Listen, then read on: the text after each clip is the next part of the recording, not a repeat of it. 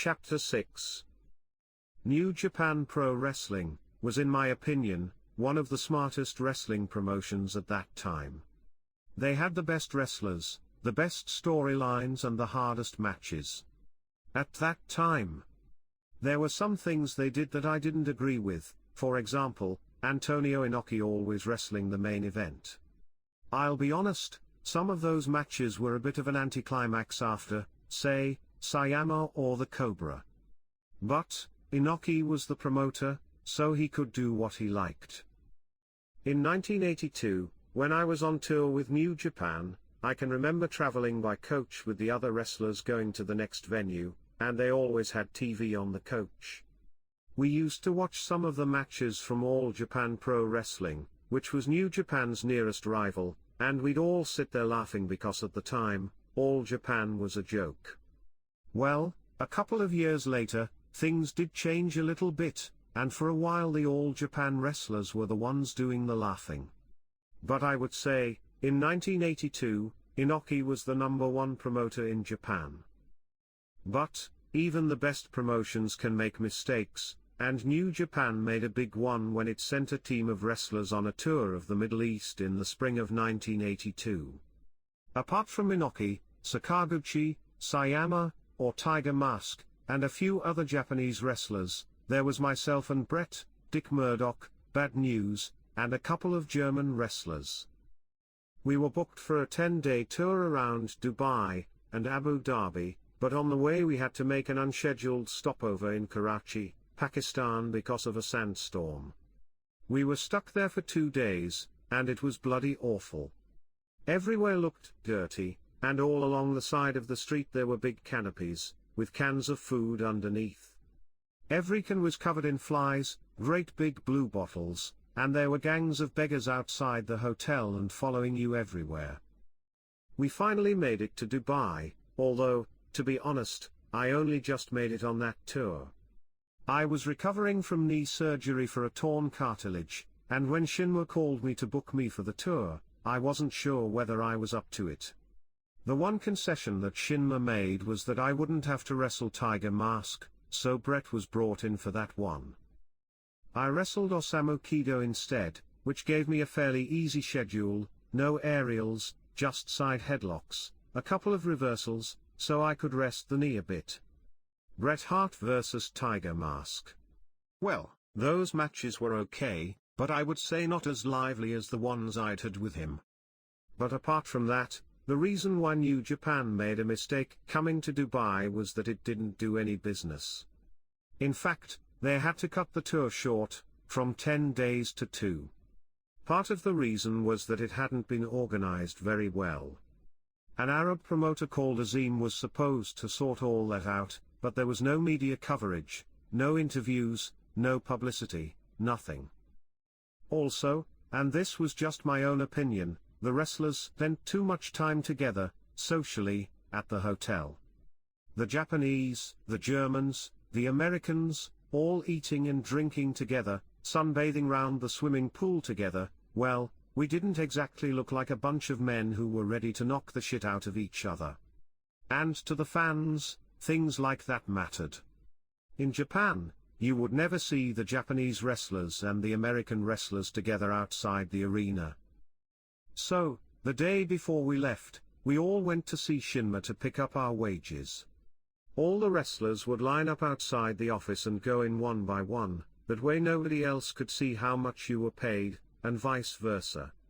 When it was my turn, I went in and Shinma gave me a check for half the original guarantee. I said,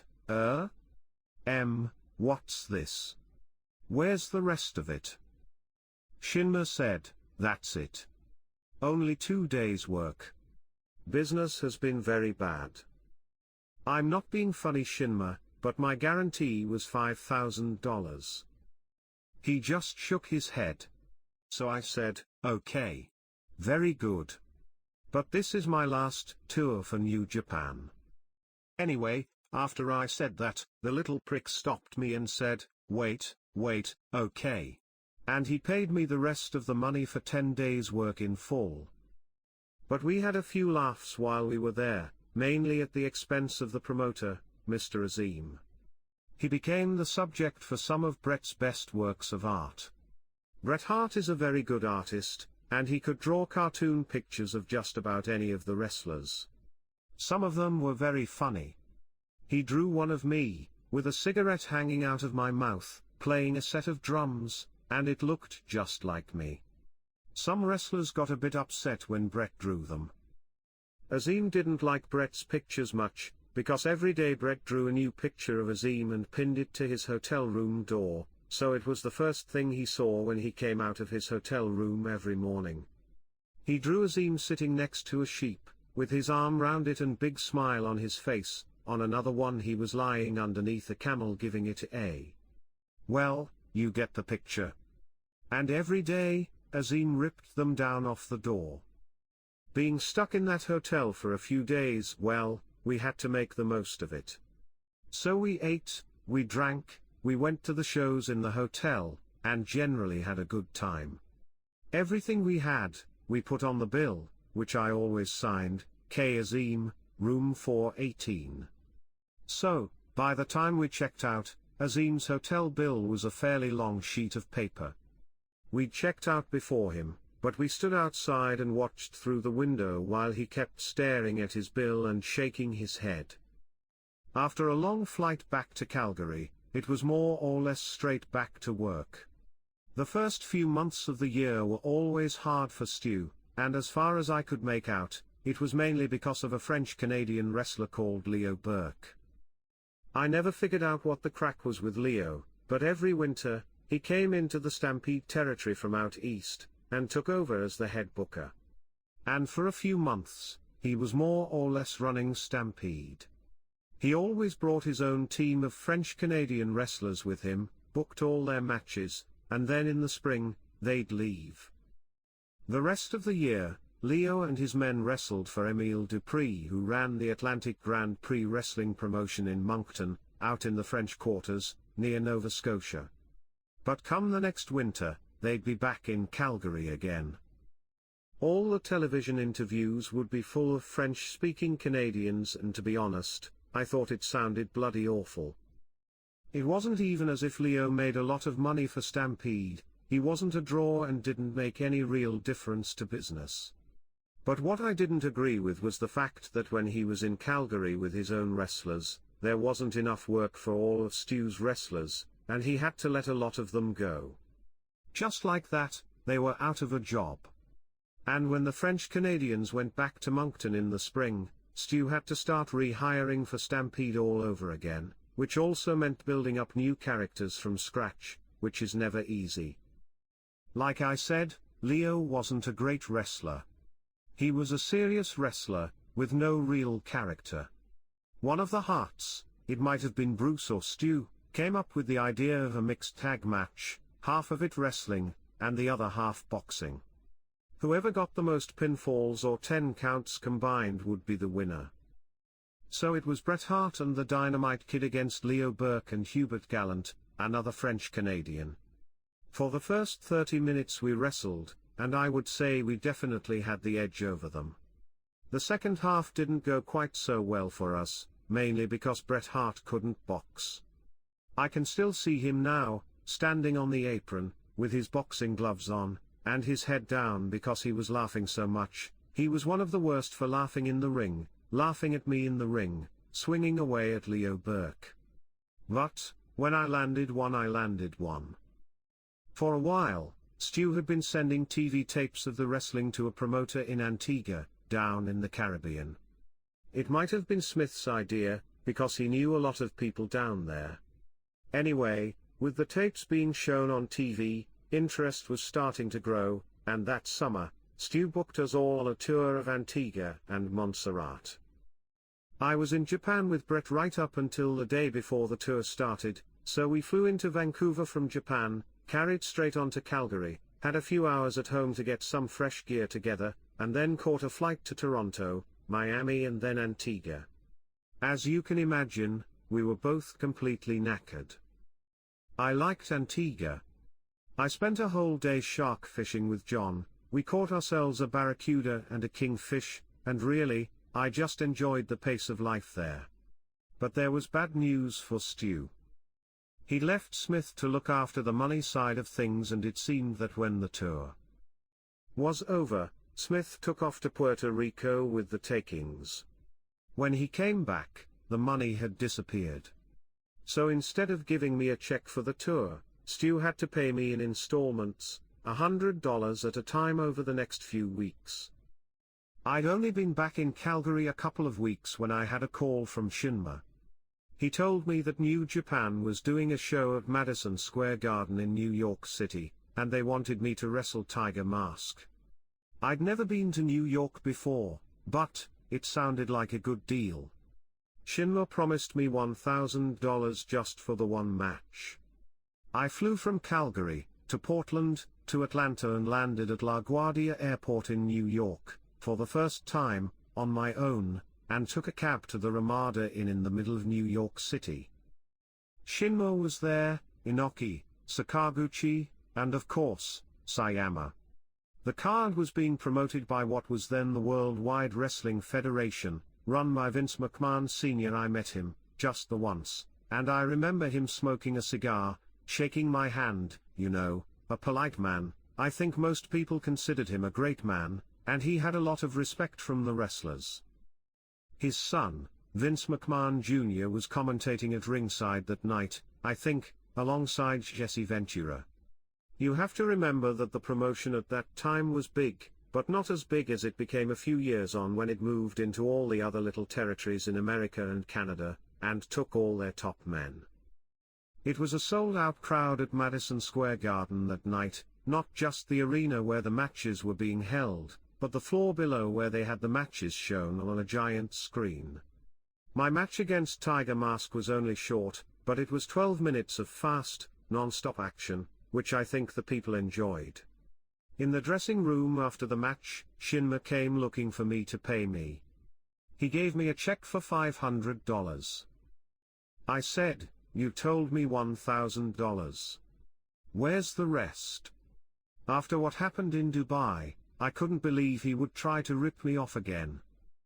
He said that is good. One night, $500. I said, fine. But this time Shinma, finished. No money, no more wrestling. And I meant it. This time Shinma didn't try to stop me, and so as far as I was concerned that was it, I'd finished with New Japan. I didn't hear from Shinma again until about a month later when the little prick turned up at a spot show in Calgary. He opened the dressing room door and stuck his head round. As soon as I saw his face I said, "What do you want, you bastard?"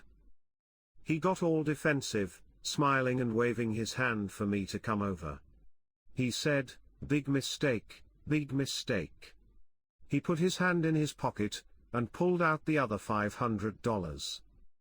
I took it off him and said, "You're right.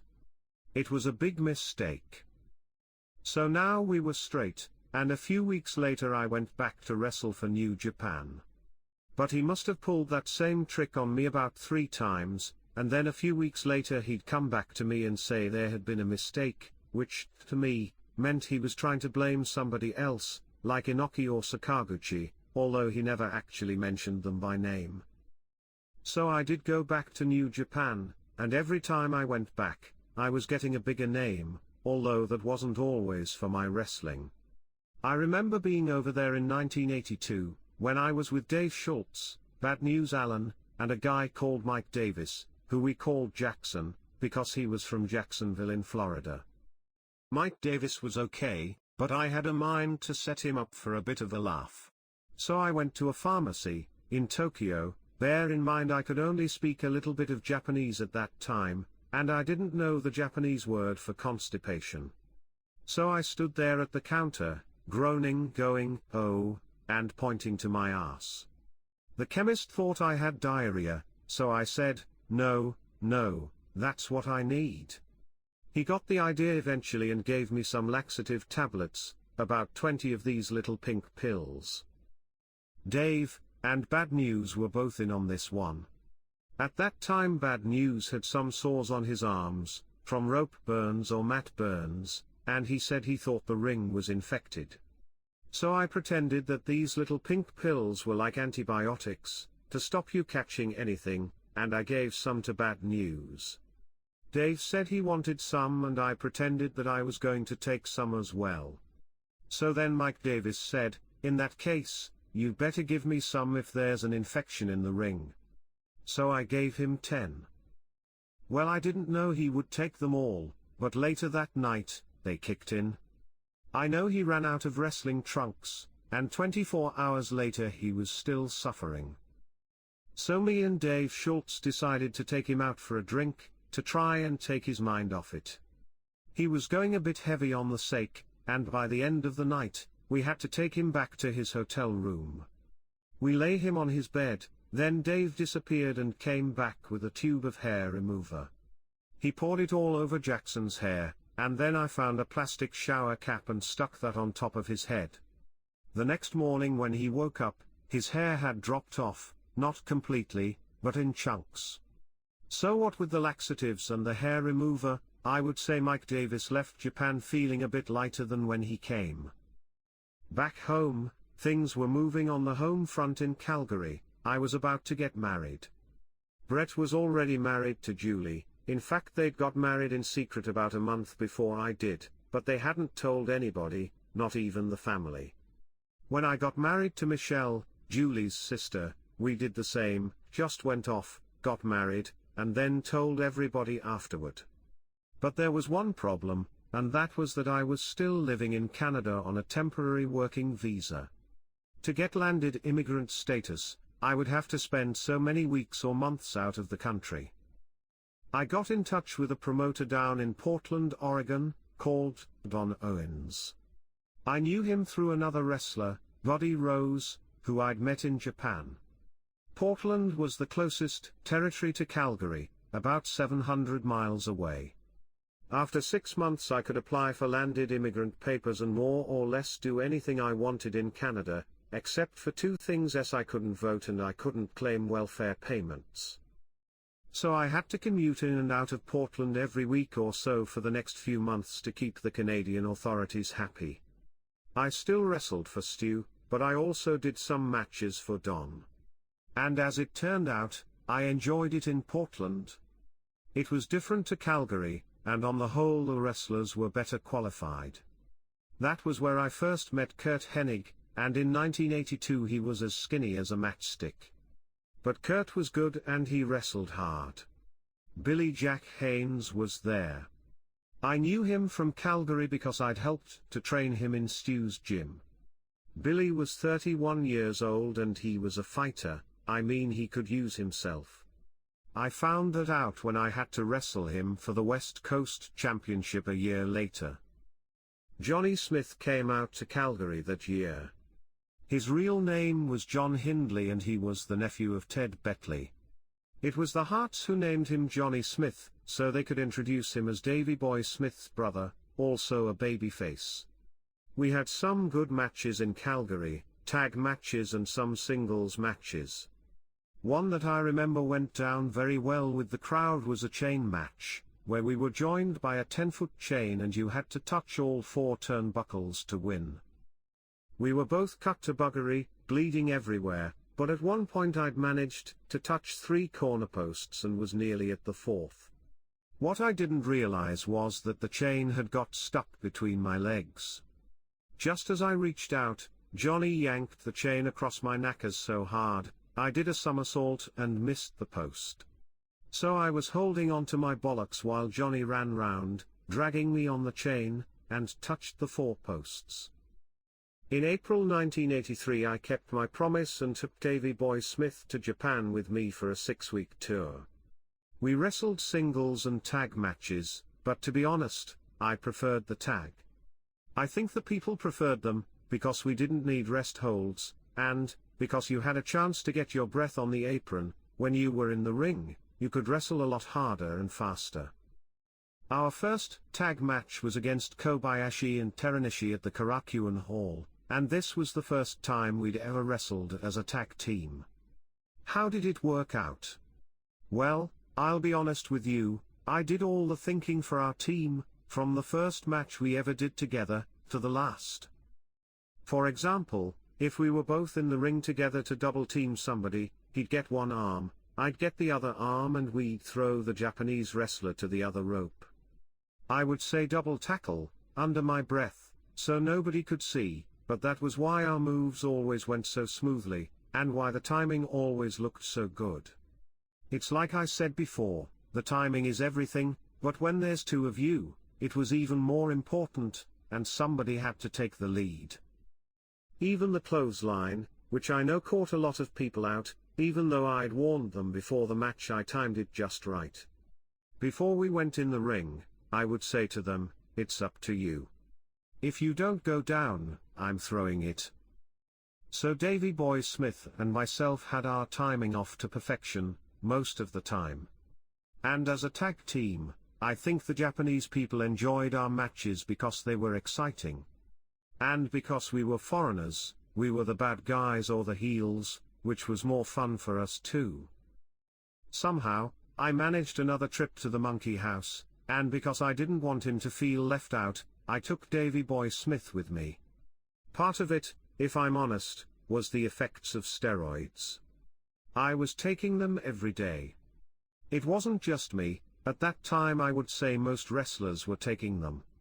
But, while steroids made you look the part, they made you aggressive and short-tempered as well.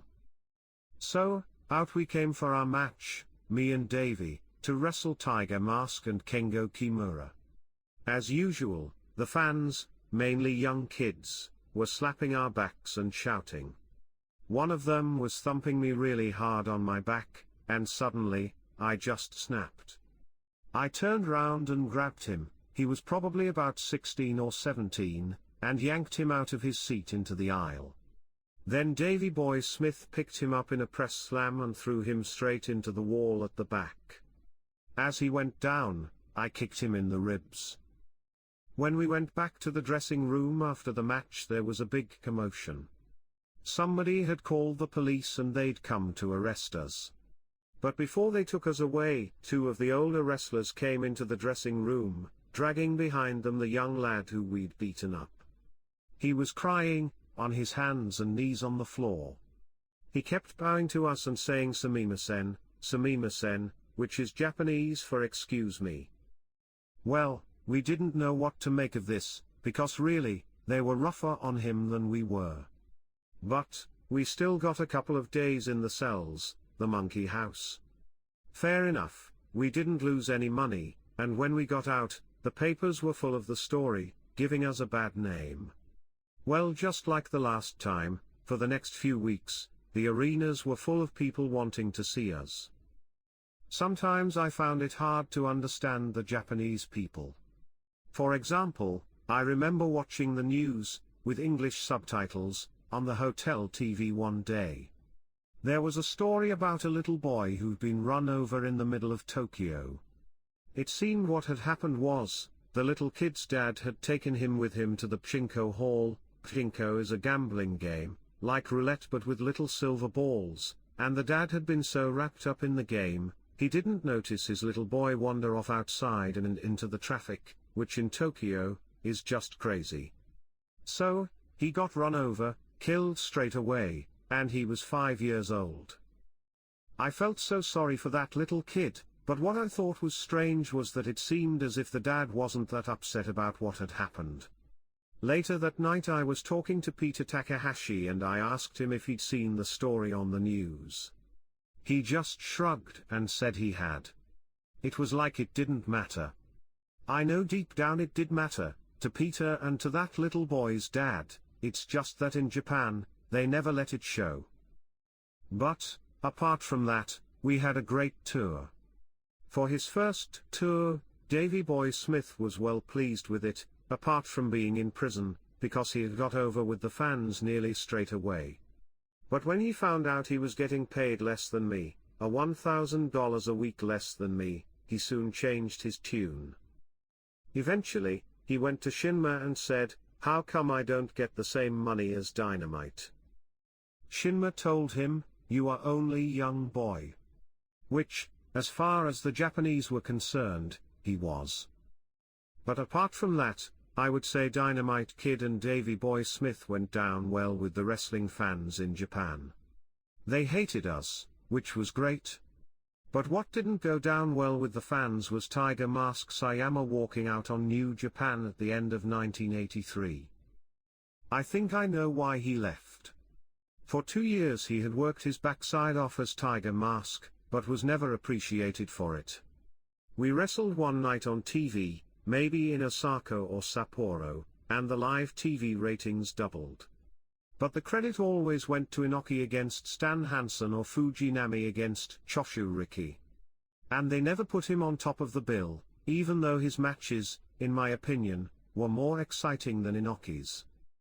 Even Shohei Giant Baba, bless him, when he knew he was getting too old, he put himself in the middle of the card and let the younger wrestlers take the main event, which is really the way it should be. So no, I wasn't really that surprised when Tiger Mask went. But I was disappointed, because I knew I'd never have an opponent like him again.